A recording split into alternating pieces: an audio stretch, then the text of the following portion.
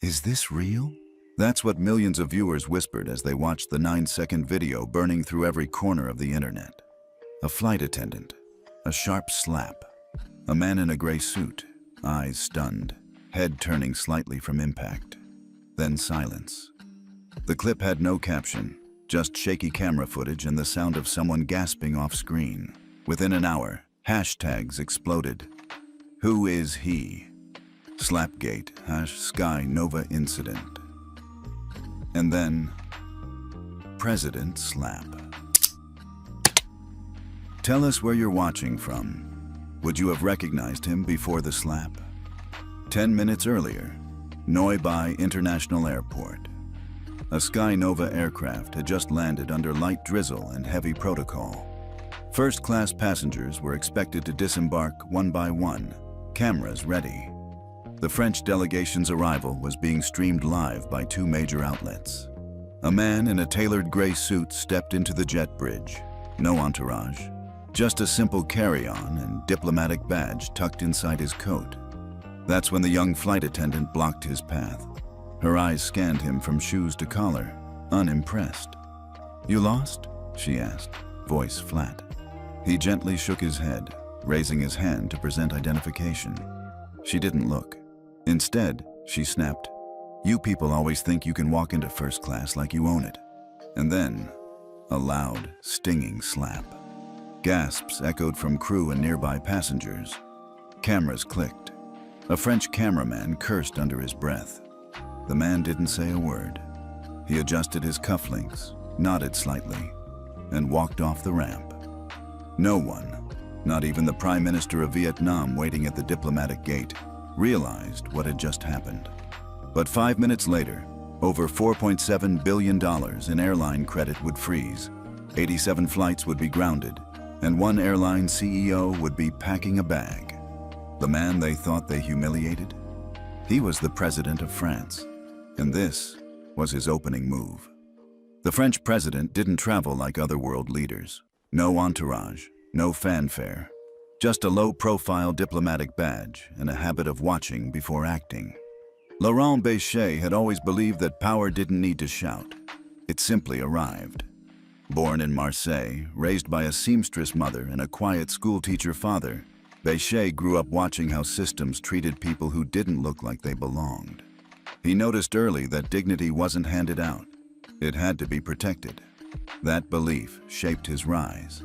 From economics professor to finance minister, he avoided the spotlight, but quietly restructured half of France's international debt strategy. And when a political scandal rocked the previous administration, Bechet, clean, calm, and calculating, was the compromise candidate everyone underestimated. They didn't know the man behind the glasses had built a silent empire of influence, especially inside the European financial system, especially in aviation. Back on the ground in Hanoi, as security scrambled and whispers turned into full-blown panic, Bechet walked calmly through the terminal. He knew what was about to happen. 6 months earlier, he'd orchestrated the silent acquisition of 49% of Sky Nova Airlines through a web of sovereign investment vehicles. He wasn't just visiting Vietnam. He was inspecting his new asset. The slap? That wasn't a disruption. It was confirmation. Confirmation that the industry still didn't get it, that people still judged by skin tone, accent, and presence, or lack of it. So when he reached the car waiting outside, Bechet didn't even sit before pulling out a secure device from his coat. Just one button. No password needed. A single signal went out. In Brussels, a dashboard turned red. In Singapore, a routing table froze. And in Paris, someone's phone rang and didn't stop. Bechet didn't blink. He just whispered to himself, "Game on." Lynn Morgan had only been promoted to lead cabin crew 6 weeks earlier. Fresh-faced, sharp-tongued, and ambitious, she'd quickly gained a reputation at Sky Nova for running a tight ship and making snap judgments. Her motto? Don't let anyone walk where they haven't earned the right. And today, she thought she was proving it. When the man in the gray suit stepped off the plane without flashing a Sky Nova Elite badge, she didn't pause. His demeanor didn't match what she expected of a first-class passenger. No assistant, no Rolex, just quiet confidence. To Lynn, that confidence looked like arrogance. "You lost?" she said, stepping in his path. He reached into his coat for a diplomatic pass. She didn't even glance. That's when it happened. A slap meant to enforce authority, but delivered to the wrong man in the worst place at the worst possible time. Back in the cabin, junior flight attendants stood frozen. One whispered, "I think that was the French president." "No way," another muttered. "Why would he be flying alone?" But the silence in the air said otherwise. Everyone felt it. The shift, the mistake, the consequences slowly beginning to unroll like a dropped spool of wire. Minutes later, the captain got the call. His face drained of color. He didn't tell the crew much, just enough. "Lock the cockpit, hold position, corporate will be in touch." Lynn tried to ask what was going on, but no one answered. Her voice, once sharp and commanding, was now small. For the first time, she looked back at the passenger she'd struck and realized he hadn't even looked at her once since. He didn't need to, because somewhere out there, far above her pay grade, someone had already started to count the cost of her mistake. And that cost? It wasn't just her job. It was billions. The footage looped on every screen in the Sky Nova control room. No one said a word. Executives in suits stood frozen, eyes locked on the slap, replayed again and again, frame by frame. One legal advisor dropped her pen. Another reached for his phone, only to be told, "Don't, just watch." In Hanoi, the French press had gone silent. Not because they didn't recognize the man, but because they did. Laurent Bechet, president of France, had been struck across the face and had said nothing. At Sky Nova's Paris headquarters, the first real panic hit at 4:13 p.m. local time. A blinking red alert appeared on the internal finance terminal. UIB credit status frozen. Executive code 47B. Someone gasped. "Wait, that's the emergency clause." Clause 47B. Only one man had access to it.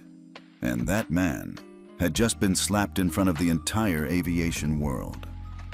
Meanwhile, in the lounge at Noi Bai, Bechet sat alone with a cup of tea. Calm, almost serene. The kind of calm that made people nervous. He scrolled quietly through headlines on his phone. Sky Nova CEO silent on viral incident. President Bechet refuses to comment. 4.7B in airline credit under sudden review. Behind the scenes, officials from the EU, Vietnam, and Sky Nova scrambled for statements, for explanations, for anything that would stop the bleeding. But Bechet? He said nothing. Because power, real power, doesn't raise its voice. Back in the crew room, Lynn Morgan sat alone. Her supervisor had stopped making eye contact. The cabin crew avoided her like she was contagious. No one told her what was happening. No one needed to. The silence spoke loudest. She played the video for the first time on her phone, watched herself slap him, watched the stillness in his eyes, watched him walk away without a word. And for the first time she realized he didn't need to look back, because everyone else in the world already was. At 4:19 p.m. Brussels time, the alert moved from yellow to red. In the heart of the European financial system, UIB's high-risk compliance desk lit up. One terminal buzzed, then another. Inside a temperature-controlled room 3 floors underground, a blinking line of code read, "Executive priority, initiate freeze, Sky Nova credit line, 4.7 BUE." In Singapore, a Sky Nova regional manager got the call mid-meeting. He stood, left his presentation behind. He didn't come back. In Toronto, 2 hedge fund partners hit pause on a $300 million secondary buy-in. One whispered, "Pull out before it hits the wires."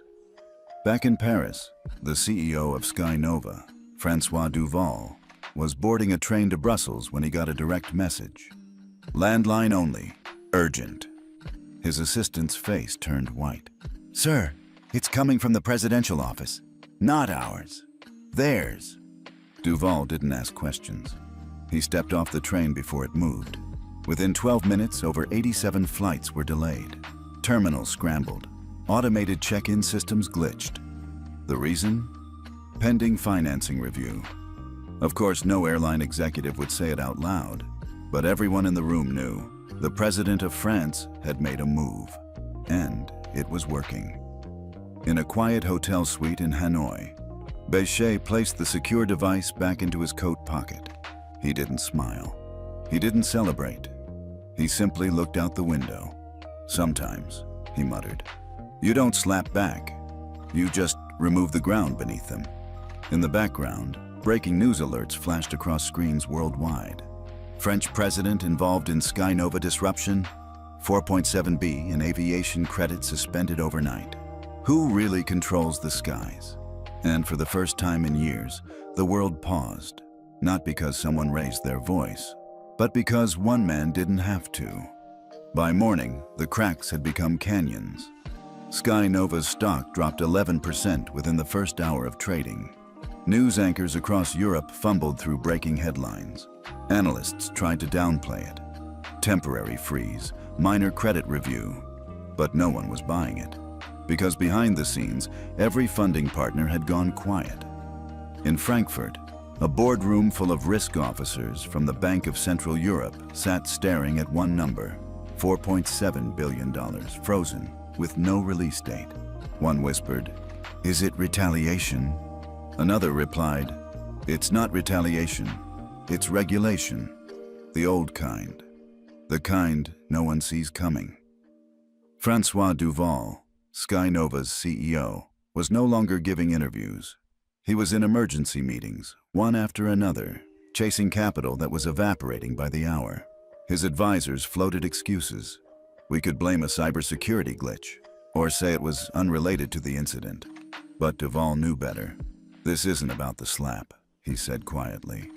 "It's about what that slap represented." On social media, #Sky Nova boycott began trending.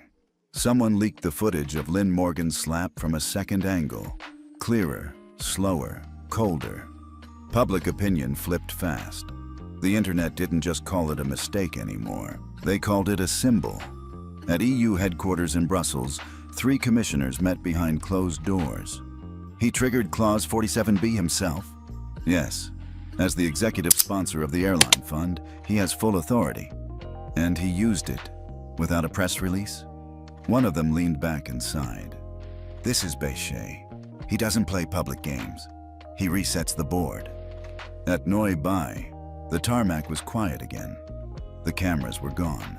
But inside a dark control room, one monitor still showed a paused frame of the slap. President Béchet mid-step, face turned, calm as stone. Sky Nova thought they could walk away from it. They were wrong. By the second day, it was no longer just a viral clip. It was a diplomatic earthquake. CNN opened their morning broadcast with a split-screen left, the freeze notice from UIB with the 4.7B line item circled in red. Right, the infamous still frame. President Laurent Béchet, mid-turn, as Lynn Morgan's hand followed through. The caption, "The slap that shook Europe." At the BBC, analysts scrambled to explain how a single man, a head of state, could trigger such a catastrophic financial reaction without even issuing a formal statement. "What we're witnessing," one senior anchor said, "isn't just political. It's structural. It's systemic." The public wanted answers. And finally, they got one. Le Monde broke the exclusive. A former Sky Nova board member, under condition of anonymity, confirmed what many had suspected. President Béchet isn't just an observer. He's the architect. He was behind the quiet acquisition of 49% of Sky Nova through the Sovereign Stability Fund of France. He's not reacting. He's correcting. That article dropped like a hammer. Social media turned explosive. Hashtags evolved. Slapgate. Sky Nova scandal. President moves. Silently, one TikTok video with 18 million views showed clips of Bechet at past summits, standing silently as others argued, watching from the edge, always calculating. The top comment read, "Y'all really slapped the guy who literally funds the air you fly through." In Hanoi, the French press corps remained tight-lipped, but word leaked that Bechet had declined all interview requests. He continued his scheduled meetings as if nothing had happened. His silence said more than words ever could. Meanwhile, Lynn Morgan's name and face were everywhere. She deactivated her social accounts. Her friends stopped texting. One anonymous blog post, allegedly from a Sky Nova pilot, read, "She didn't just slap a man. She slapped a system that had been waiting for an excuse to reset itself." By the end of day 2, the New York Times ran the headline, "President Bechet didn't speak. He executed." Inside the article, a quote from an EU economic official stood out. "He didn't retaliate emotionally. He applied structural leverage. He didn't just freeze money. He froze their future." Across breakfast tables in Paris, London, and Brussels, people weren't asking why Bechet acted that way. They were asking how long he'd been planning it, because the more they looked back at the footage, the more they realized something chilling. He never looked surprised. He looked ready.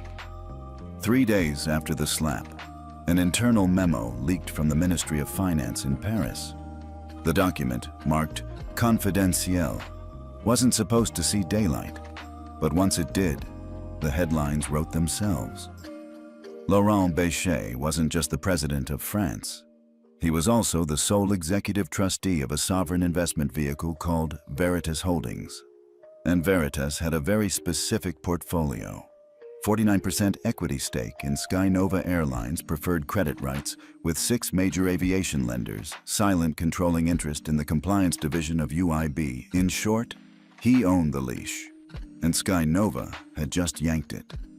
At that point, the media firestorm turned nuclear. One French senator was caught on a hot mic muttering, "The president didn't retaliate. He executed a pre-written playbook." The New York Times updated their headline, "France's silent CEO." Behind closed doors, Sky Nova's remaining board convened a crisis session. Legal counsel warned them, "He's not violating protocol.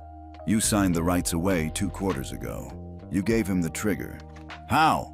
one board member snapped. "We never gave him executive override." "You did," the lawyer said flatly. "You just didn't know it was him." Meanwhile, in Geneva, preparations were underway for a global aviation summit.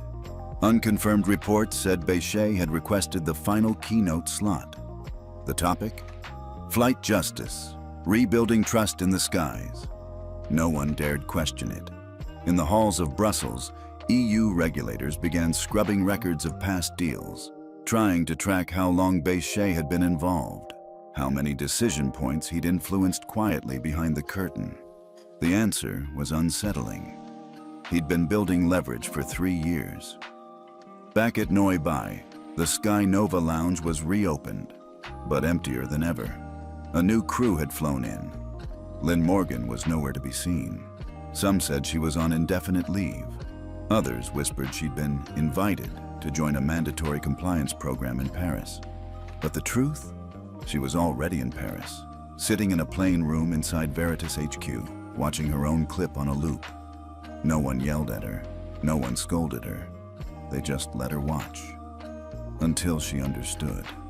The world now saw the slap for what it was. Not just a mistake, not just a PR disaster, but a trigger.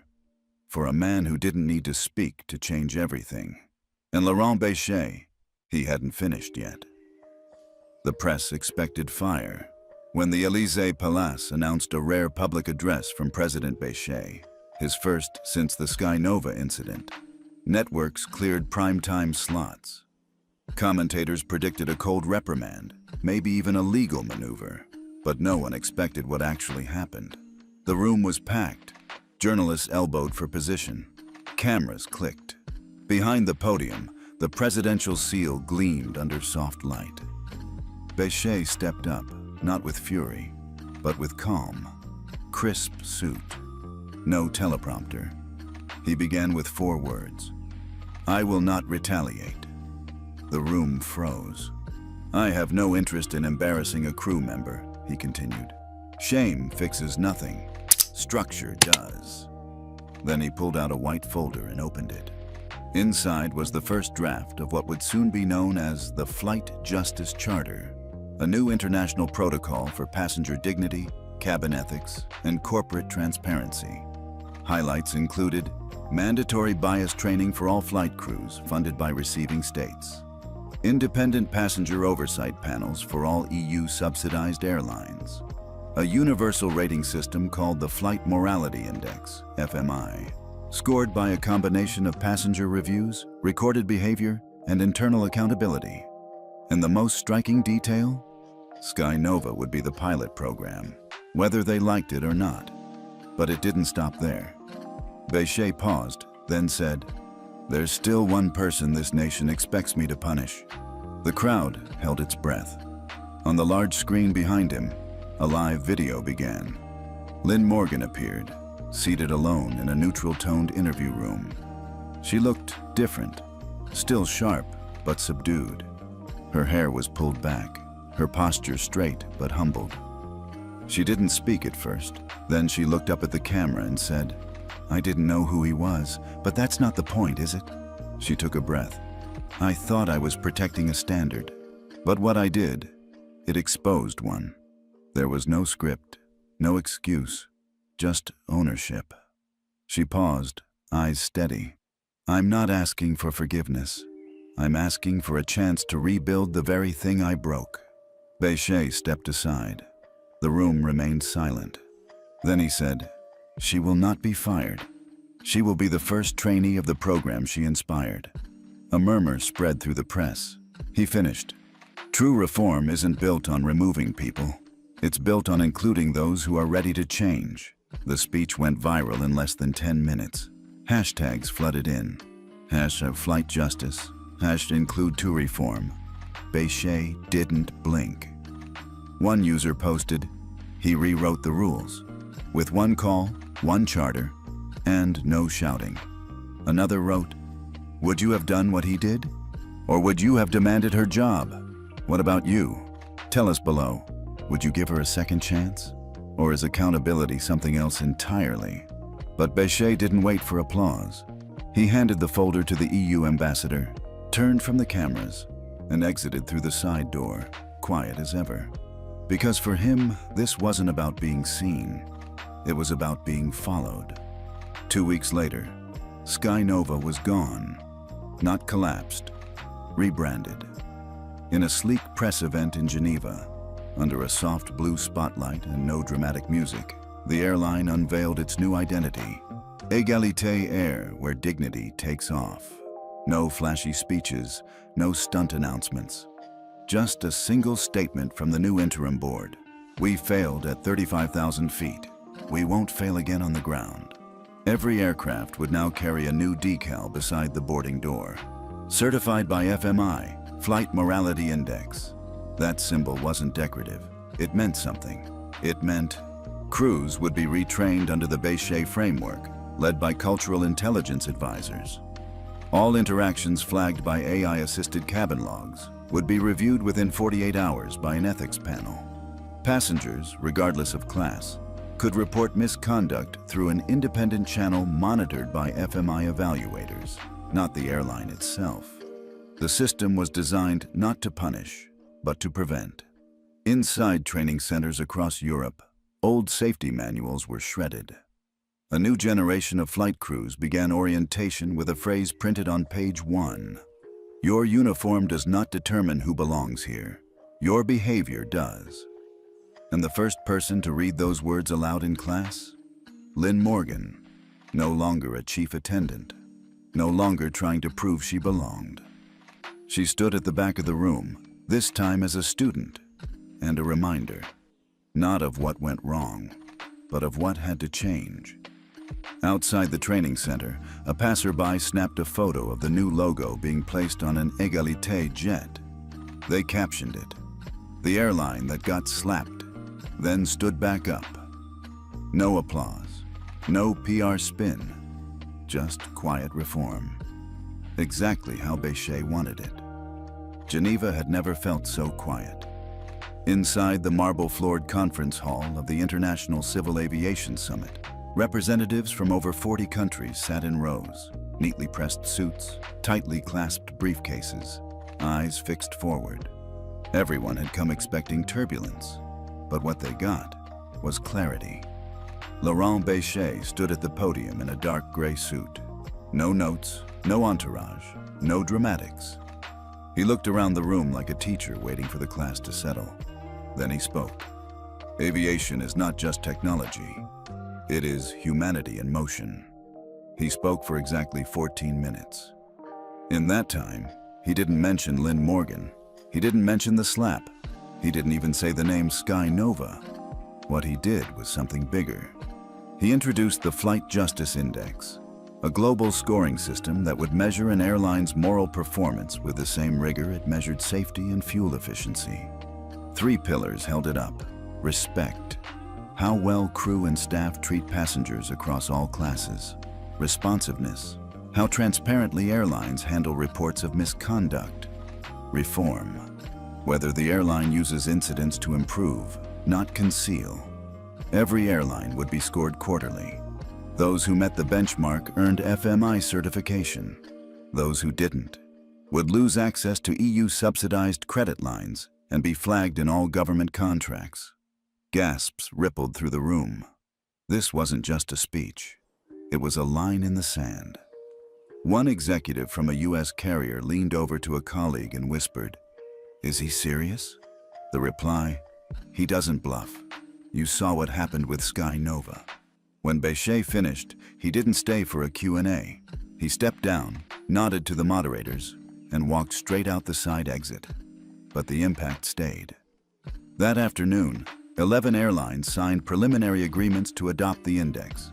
By evening, the number was up to 19. Reuters dubbed it the silent reform heard around the world. In the hallway outside the chamber, one young policy aide clutched the printed charter and said, "I thought we were here to discuss carbon offset goals."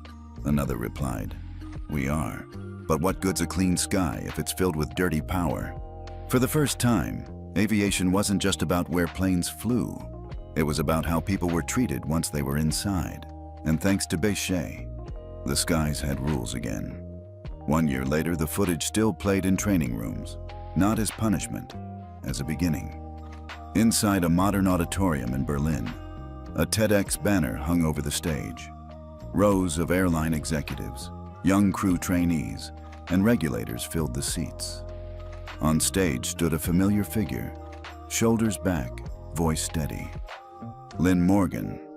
She no longer wore the uniform. Today, she wore a slate gray blouse, no jewelry, no script. She took a breath. "I slapped the President of France." And he didn't slap back. He rewrote the rules I didn't even know I was breaking. The crowd stayed silent, not out of judgment, but respect. This story could have ended in shame. Instead, it began a charter, and it changed me. It made me understand the air we fly through isn't just physical. It's ethical. Halfway across the world, at a quiet cafe in Marseille, Laurent Bechet sat alone with a folded newspaper beside his cup. The headline read, "Former President Bechet declines second term. Time to make room." He hadn't said much since Geneva. No press tours, no memoirs. He left office as quietly as he arrived.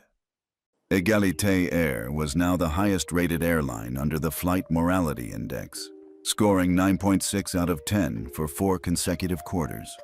The phrase, FMI certified, had become more than a sticker. It was a seal of trust. Other industries had begun copying it. Hospitality, retail, public transport. What started with a slap became a standard. At the annual FMI summit, someone asked Bechet what he'd say to the people who thought he'd gone too far. He smiled faintly and said, "I didn't go far. I went deep. Into the parts of a system we thought were normal." And yet, the most viewed video of the year wasn't from a summit or a press conference. It was a quiet 43-second clip. Lynn Morgan exiting a plane as a passenger, walking past a younger attendant who smiled and nodded gently. She nodded back. Nothing dramatic. But in the comments section, someone wrote, "Poetic justice isn't loud. It lands like a plane, soft, heavy, and undeniable." Across airports in 22 countries, digital banners now greet travelers with one simple phrase: "The skies are watching, so are we."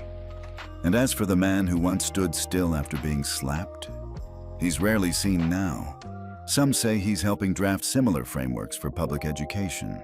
Others say he's just walking more these days. No motorcade, no spotlight. Just another man in a gray coat, somewhere near the edge of a crowd. Still listening, still watching, still moving systems, one quiet shift at a time. Because in the end, that slap wasn't the climax. It was the catalyst. And Laurent Bechet, he never needed revenge. He just needed the world to finally pay attention. Thank you for flying with us. The skies are a little more just now. What would you have done in his place? Would you have stayed silent like Bechet, or demanded justice out loud? And what about Lynn? Do you believe in second chances when they're earned? Or do some mistakes define you forever? Tell us where you're watching from and how you would have rewritten this story. Because here at Telltales, we believe in stories that don't just end, they echo.